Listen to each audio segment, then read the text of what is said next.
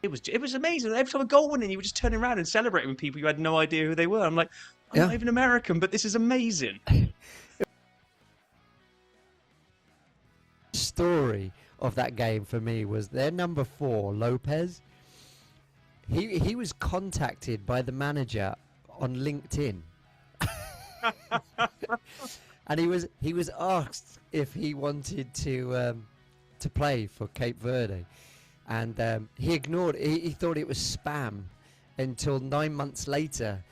The manager followed up with a follow-up message saying, did you think about my message?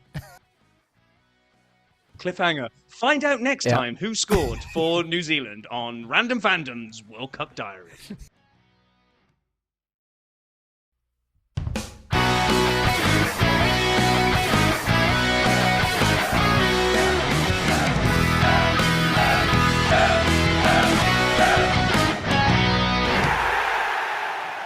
Hello and welcome to Random Fandom's World Cup Diary episode 2. And the good news for you all is we've worked out a format of what the hell we're going to do for all of our World Cup roundups. The first one was a little bit off the cuff. We decided we needed a little pattern to follow so you know what to tune in for. So we are going to have, as we try to do this every few days during the World Cup, we're going to have Random's Rapid Roundup, which will be all the scores since we last spoke to you guys. Then John over there is going to come on with John's Gems, which is going to be kind of like top 3 things that caught his eye with maybe some honourable shout-outs.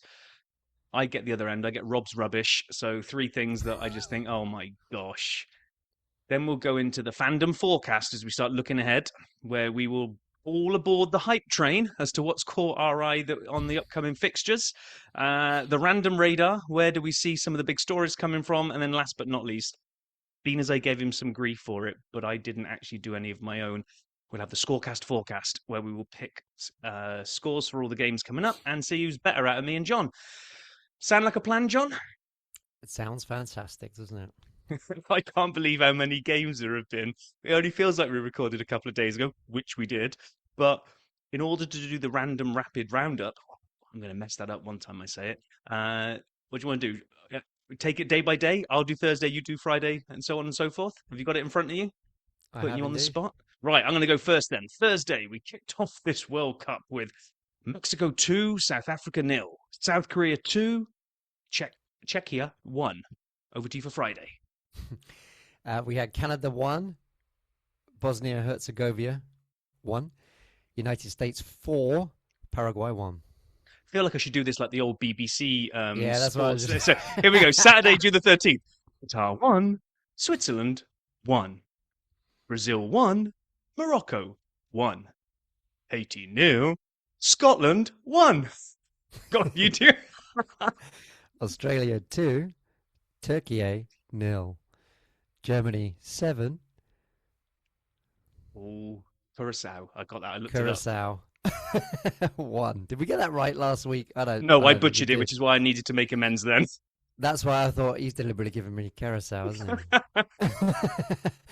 Netherlands 2, Japan 2, Ivory Coast 1, Ecuador 1. No. Oh, Sorry. You messed that one up. Jeez. And Sweden 5, Tunisia 1. And then we're recording on Monday night after 3 of the games and before the late kickoff. So we had, 3 draws. Spain 0, Cape Verde 0, Belgium 1, Egypt 1, and just finished Uruguay 1, Saudi Arabia 1. So, if we're not going to try and pick the bones out of every single game, there's too many. So we thought, what will we do? We'll look at both ends of the spectrum. First off, we will go high, and then we will go low, just like we do when we have fans on. Highest highs, lowest lows. So, out of pure need for alliteration, we've gone for a little segment called John's Gems, where he's going to take us through the top 3 things that caught his eye over these games then. So go on, John, over to you. So we're going to go reverse order, are we? Up to you. However you want John's Gems to play out. I think so. In reverse order. Carousel. Is that how you say it? Oh my Curacao. God. Yeah, Curacao. We'll go with that. All right. Third place. Thing is, I had a third place, a second place, and a first place. Yeah. And then then Spain played Cape Verde today, and that's got to come in at number one. So I'm gonna. Ooh, So ooh. I had You this can do. Do you know organised, what and this then is your feature? We can do two people on the top step. They can share all it. right, all right. So this is third, but I'm going to give it fourth now. We come So, up with a format. We're about but three I've got minutes in. exactly. I've got to mention Carousel because like it's their first ever World Cup game, but also their first ever World Cup goal, and they're the smallest country ever to play in the World Cup, so they have to have a mention. Um, they're the smallest by both population and land size. So Iceland knocked out England, and it in when was it? 2018. Yeah, I tried to wipe it from And my brain. well, yeah, and at the time they were the smallest country to ever feature. But they have twice as many people as Carousel. They have 350,000. Carousel's 158,000 people. You It's know, I saw tiny. that. It's It's tiny. tiny. It's just bigger than Norwich. Population wise, that is Yes, that no, is crazy. That it is really crazy, and is. it's the land size is smaller than the Isle of Man, which I've visited, and trust me, it is tiny. So um, for them to score against Germany is remarkable. So it definitely deserves a mention. Um, Despite the fact that then Germany went on to absolutely batter them. Let's, let's not mention, let's not mention that. Moving on. They also have the oldest manager in a World Cup, who is 78 years young, Dick Advocaat. I didn't realise he The was still knocking around when I saw you put this in the yeah, notes. I was like, wow, okay. yeah, it's crazy, and um, it's the largest ever managerial age gap between him and Germany's 38-year-old Julian Nagelsmann. So just non-stop record breaking in this Records game. Yeah, everywhere. Records yeah, everywhere. Yeah. yeah. so so my second John's Gems would be Scotland, first win for 37 years, which is remarkable. We thought it might happen. We predicted it. Well, I did. We'll get there. And so delighted with Scotland's result. It was a great John McGinn inspired victory. So the last time that they'd won was when they beat Sweden in Italia '90, which is the first one I can really remember. Yeah, yeah. Yeah. And do you know what? It made me really happy seeing them win because we'd had a cracking evening down at Hartford Athletic with the Scottish FA doing that coaching. It was just absolutely Mm. fantastic. And then talking to those guys afterwards, they were just so excited and just heading up to Yeah. Boston the next day, just hoping to see something big and fair play. I saw the highlights on TV the next day when they had all the guys in the bagpipes going through the centre of Boston. It was just, I think Yeah. they deserved a couple of beers after that one. Absolutely. Yeah, and they've invaded Boston, haven't they? 100%. Yeah. So they're having a great time. I'm going up to Boston for the England Ghana game. So I'm hoping they're still there by the time I get there, and I won't wear my England shirt. No, put it in a bag, and then like if you get to an England Yeah. area, you can put it on them. But yeah. So okay, so But next up is now what was the top step, but is now well, the second well, step. well. I just wanted to mention our friend Craig Burley. He plays in my golf club, and it's 10,244 days since he scored against Norway in 1998. He was the last Scot to score at a World Cup It's nuts. since John McGinn's strike. So it was 3 decades that we had to endure before McGinn's goal. So come on, Scotland, fantastic. So in at number one before today was USA's performance. Now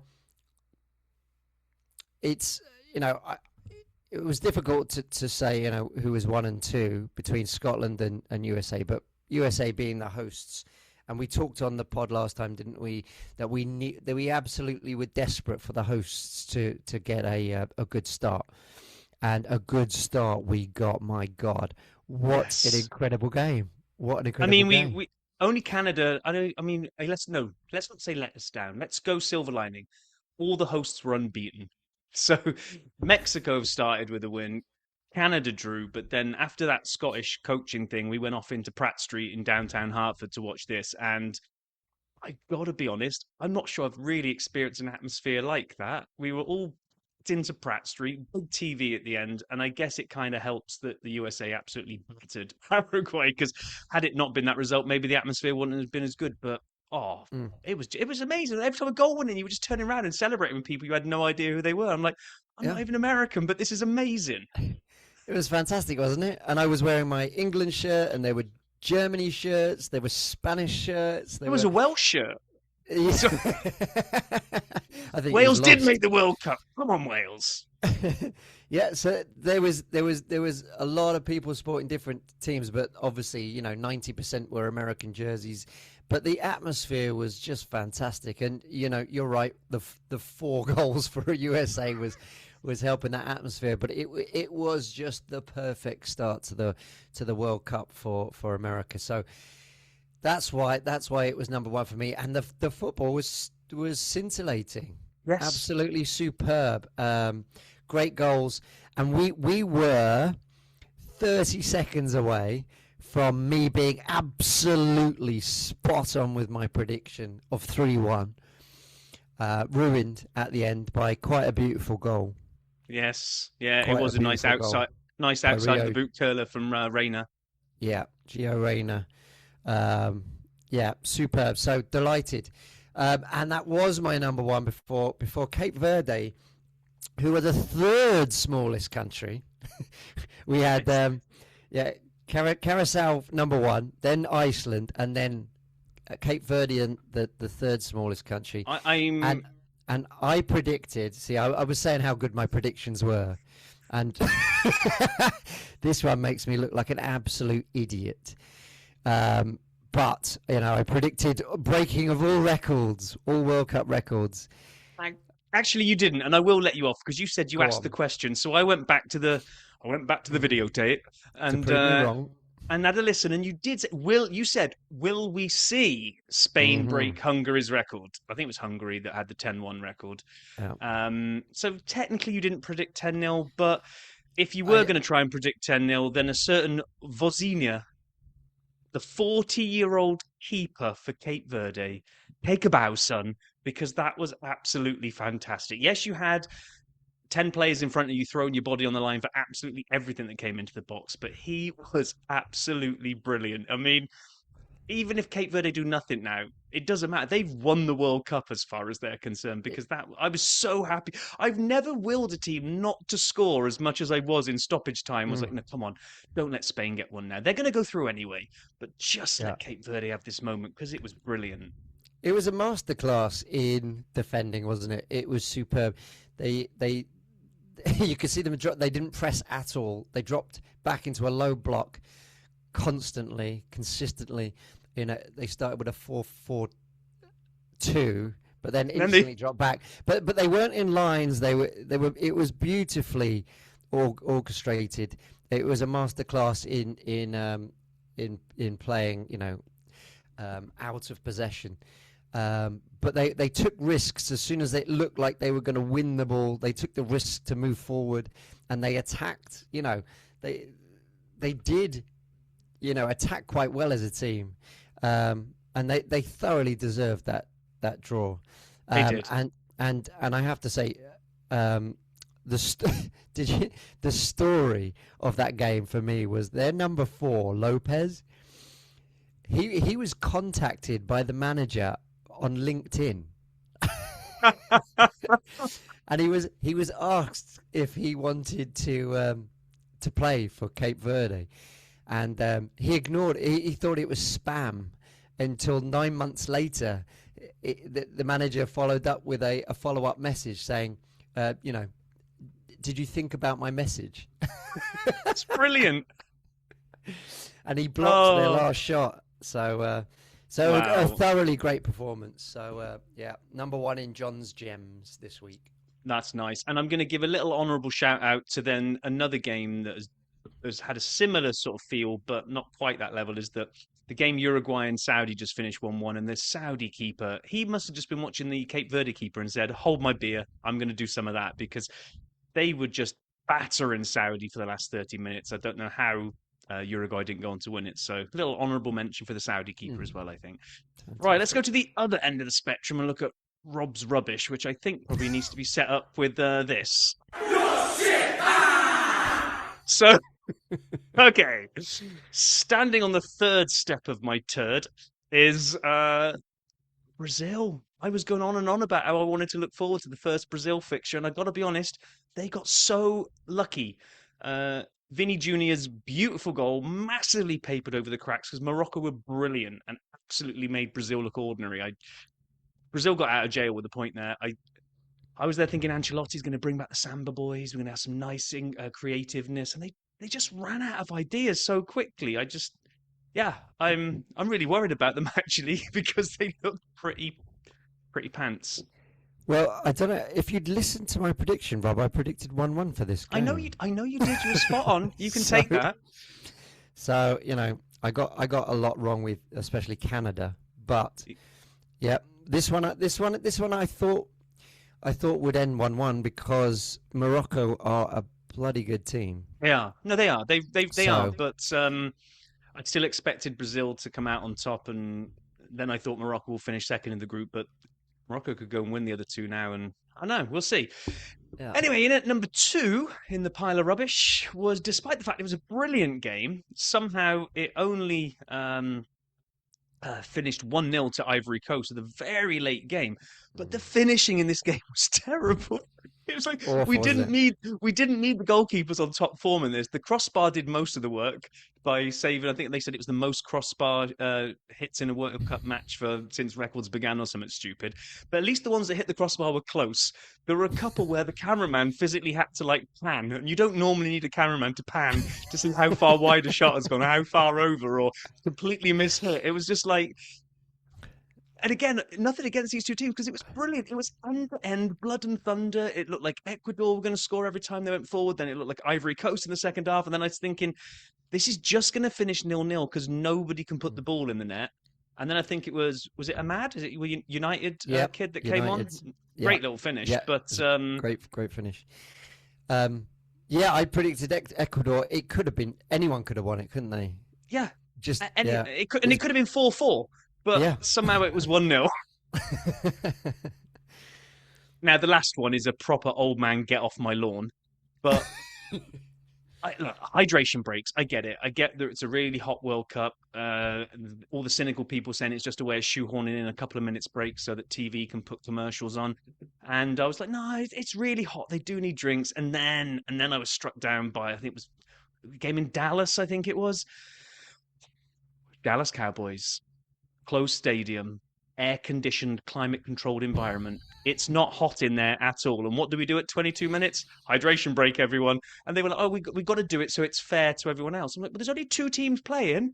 It's fair to both teams if they didn't have one. It's not like one team gets a hydration break and the other one doesn't. So, yeah, hydration breaks for indoor games. You're having a laugh. Well, come on. It's definitely set up for Americans to stick in their bloody adverts. But I guess you could argue if it happens to in the tournament, it has to happen in every game. I guess that's the argument. But you knew as soon as America got gifted the World Cup, there'd be ad breaks in it and there'd be four quarters, didn't you? You just bloody knew Yeah, it. I mean, I didn't. I guess the naive part of me thought we would do what they do in the Formula One quite often, which is do the picture-in-picture advert. So you'll get like the action continues on the right-hand side, and then normally it's the Geico Gecko doing his little keepy-ups on the left-hand side. I thought we were going to get that, but no, we That's just well, that would make too much sense, wouldn't it? Yeah, Good word. that's what they should have, and they should make it where you cannot have the coaches interrupting. You cannot have laptops, iPads. You like It's a just bottle of water and get nothing else. get your drink, get back on the field because I mean, Carousel, going back to that game, that it completely interrupted the flow of where they were, Yeah, and yeah. Germany scored after that. You know, they had momentum, and it broke it up. So it was hugely frustrating.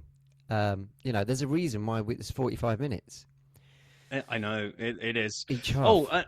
I've got to do clean up on aisle John's Gems. There's one other thing I forgot to give an honourable mention to. Oh, go on. Um, I don't know if you saw the goals in last night's Sweden Tunisia. But there's this lad, Ayari, scored 2 goals, and both of them were absolute belters. The first one, I think it was Isaac and someone else tried to put it in from quite close range, and then Mm. it came out to about 25 yards out, and he went, well, if you guys can't put it in from 8 yards, I'm just going to smash it in from 25 instead. He put another one in that was an absolute beauty later. So I instantly looked him up to go, well, who is this young kid that I've never heard of that must be in some of beyond team in Sweden that I've never heard of? So I went and looked him up. Ayari, he's 22 years old. Do you know who he's played for the last 2 years? Go on. Brighton. Never heard of him. Never heard of him. But yeah, Isak and Gyökeres scored as well. They 5-1 really smashed that home. Mm. So They look anyway, good, don't they? they do. But now that's enough looking backwards. Now we have to look forward. So we're going to look forward to probably about the end of Thursday's games because hopefully we'll record again Thursday or Friday. So very, very quickly, but we're going to see which ones we're going to get stoked about. So we got France, Senegal, Iraq, Norway, Argentina, Algeria, Austria, Jordan, Portugal, Congo, England, Croatia, Ghana, Panama, Uzbekistan, Colombia, Czechia, South Africa, Switzerland, Bosnia, Canada, Qatar, and Mexico, South Korea. Now, which ones out of those are going to get tickets to board? Here it comes, the hype train.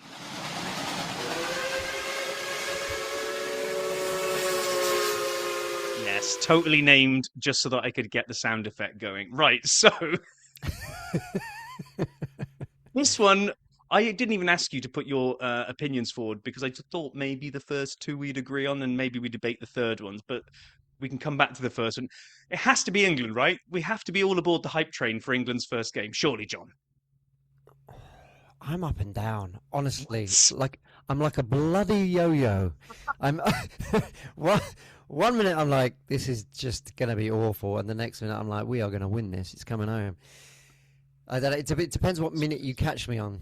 Okay, let's mull over this ticket for the hype train then. Big streaks are coming to end at the moment, John. Arsenal win the league after 22 years. The Mm. Knicks winning the basketball after 50 something. I think who won the Stanley Cup? Carolina won the Stanley Cup, our first time for like 30 years. Scotland have won their first game in a World Cup for 30 years. I mean, there's all 6 these years. huge, big, long records that are coming to an Mm. end in this calendar year. Therefore, England's But 60 year. 60 years? Yes. I mean, come on, the Knicks were 53 or whatever it was. So it's just a year of breaking streaks. All right. Therefore, you might as well put our name on the trophy now. Sure. Okay, I'm okay. going to need something better than that. Okay, we're going to need some work then to get you hyped. So the second ticket that I put forward for the hype train was we've got to get behind Norway because we pulled them out of the hat. They're opening their account against Iraq tomorrow, and Haaland seems to be on everything at the moment. He's on James Corden. He was on all the adverts on TV. I mean, you can't move without Haaland. So surely he gets himself some goals tomorrow, doesn't he? Yeah, I mean, I totally agree with you. I think Norway are looking good, and I'm glad that we drew them because, yeah, they're looking quite good. We'll see, though. I was totally wrong about Spain. I can't believe it was 0-0. So I'm excited to see the rest of the group games to really get a feel for all of the teams. But I'm excited for Norway. I think they're going to You're not. do the pod proud. You're not sounding that excited about either of these two picks right now, John. So having a look at those games ahead. Come on, you've got one last ticket to give out. We're going to give 3 tickets to the hype train. What are you looking at those fixtures? Are any of them that you're thinking, yeah, whether it's I There- don't know France or is it Mbappe coming onto the scene, Messi, maybe Cristiano Ronaldo? Anything in Well, there? well, listen, I've made an absolute idiot myself, questioning, even though I didn't predict, but by the letter of the law, I suggested that Spain would go on an absolute rampage, and even at half time when it was 0-0, um, my friends were texting me, "Oh, you still think this is going to be, good?" And I was like, "The floodgates are gonna open. There's going to be a bloodbath still." Um, but listen, you got to be brave. You got to be brave. I'm going to put it out there again. I think Portugal are going to get a big win against Congo.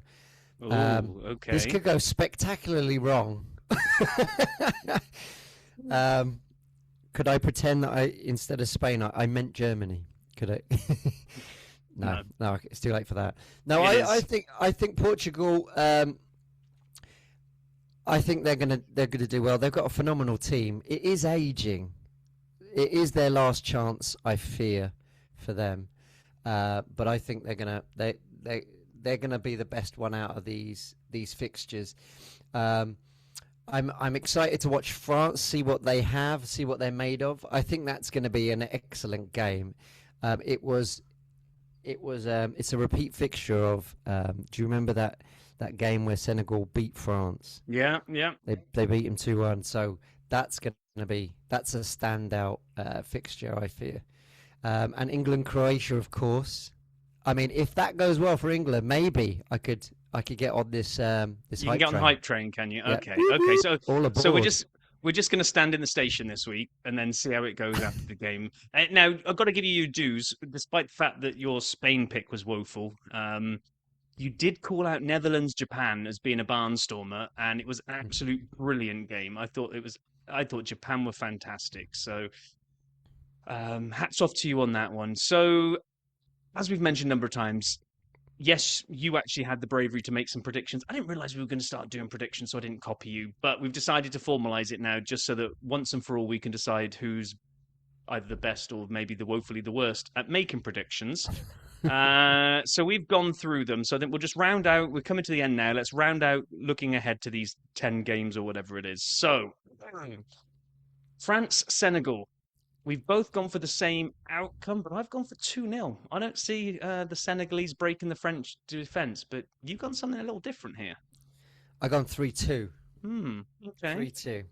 Um, and you know, I'm prepared to be wrong on this one, but I don't know. Yeah. Okay. Sorry, I'm just feeling it. I've gone for Norway. Actually, we've got the same goal difference here. I've gone for Norway battering Iraq 3-0. You've gone 4-1, so we've got not much in Hmm. that one.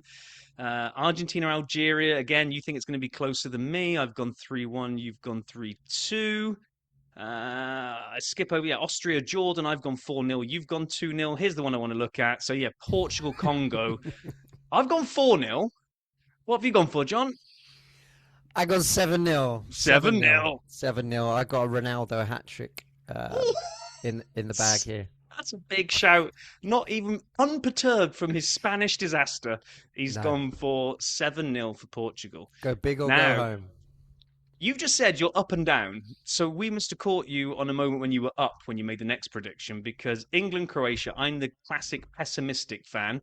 I think we'll win it. I think we'll squeak across the line in a way where we go, oh my God, if we play like that, we're going to lose. So I've got a 2-1, 3 points is more important than the performance type game. Mm. Uh, you're Yeah. you've been drinking on the Well, optimistic juice. well, you'd think I'd know better, wouldn't you? you I've gone 4-1. I hugely optimistic. If it happens, I am going to be on this train. Um, so yeah, let's hope it's 4-1. Let's hope. Okay, okay. Pray. Now this is the next one is the only one. No, we've got two games where all the games we actually agree on the outcome. We've just got different scores. But Ghana, Panama, I've gone for the 1-1 draw. You've got Ooh, 2-1 for okay. Ghana, so neither of us are Yep. back in Panama there. No. For Uzbekistan against Colombia, we both think 2-1 Colombia. Uh, Hmm. Czechia, South Africa, we both think that Czechia are going to win. I've got 1-0, you've got 2-1. Switzerland against Bosnia, we've both gone 1-1. That's quite, not many people predict a draw, and we've both gone for 1-1 in that one. It just feels like that's got draw written all over it. We've both got exactly the same 2-1 Canada against Qatar. We see the hosts, one of the hosts, getting a win under their belt. I want to dig into the last one because this one caught my eye. The way that I did this on my phone is I couldn't see your side of the table, so I went down my list and did mine first, and then scrolled across. I've got Mexico to keep their 100% record going. I've got them to beat Hmm. South Korea 2-1. Talk us through your prediction. Well, I was very, very impressed with South Korea. I thought they were excellent against Czechia, and I just fear.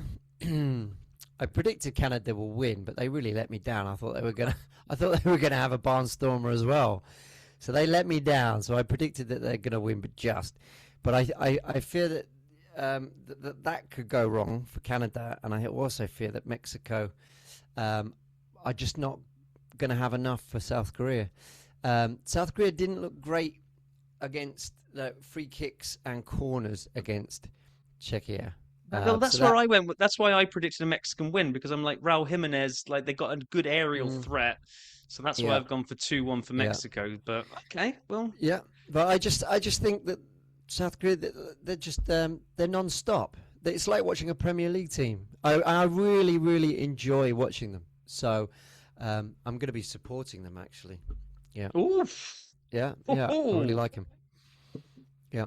Right, well, that closes out our World Cup diary for our second episode. The next time we record, we are either going to be just thinking the World Cup is rubbish and we want it to be over because England didn't win, or everything will be unicorns and rainbows because England have won. I think that one game probably influences my entire feelings towards the World Cup. But I am looking forward to seeing Messi in action tomorrow. I'm actually intrigued to see how much of an impact he can have in this World Cup because old father time comes for everybody in the end, and this will be his last World Cup. I mean, they thought the last one was going to be. They've kind of patched him up and rolling him out again. I will be interested to see him and Ronaldo if either of them can have an impact. So that's what I'll be looking forward to. So, Okay. So can I just get you nailed down on the scorers for England? all the scorers. Oh, we Mm. want to go one step lower. Okay, Just England. Just England. just England. I'm gonna say Harry Kane brace. Boring. There we go.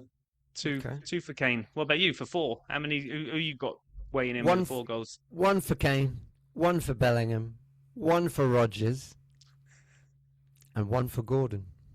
Oh, How about that? Barcelona's Gordon. Barcelona's Gordon. That sounds Oh, by the weird, way, doesn't and it? if I'm right, then Kane will join. Ayari of Sweden's got two. Havertz Hmm. has got two. There's somebody else I looked up. There's only three of them have got two, and then about 1 million players have got one at the moment as we start looking for the golden boot. I did actually try to find that earlier. Here we go.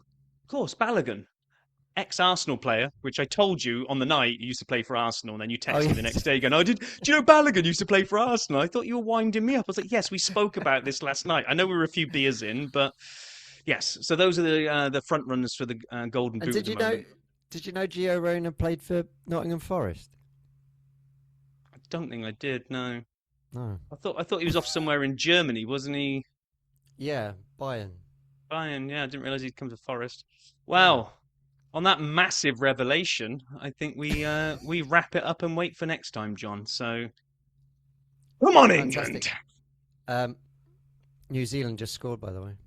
Well, like, you can't now. You just ruined like that could be our first intro for the next one. Like you can't do that. Who scored? Is it? We can leave him on a Oh, cliffhanger. cliffhanger. Find out next Yeah. time who scored for New Zealand on Random Fandom's World Cup Diary.